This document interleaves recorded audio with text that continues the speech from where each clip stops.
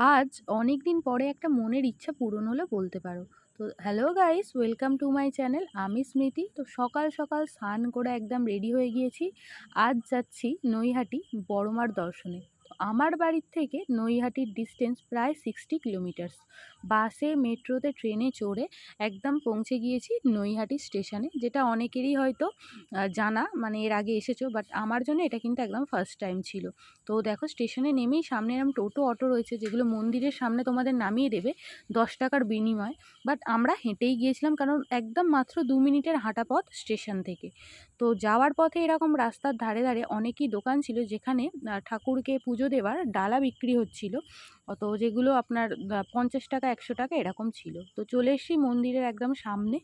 তো যেহেতু আমরা গিয়েছিলাম বুধবার, সেই জন্য মন্দিরটা ফাঁকা ছিলই বলতে পারেন। আর যাওয়ার পথে মন্দিরের বাইরে কিন্তু এরকম অনেক দিদা, কাকিমা, বৌদিরা রয়েছে, যারা এরকম মাথায় আমাদের তিলক দিয়ে দিচ্ছে। তো তারপরে দেখো, মন্দিরের ভিতরের দৃশ্যটা এরকমই ছিল। যেহেতু ফাঁকা ছিল, তো তাড়াতাড়ি একদম গিয়েই পুজোটা দিয়ে দিয়েছিলাম।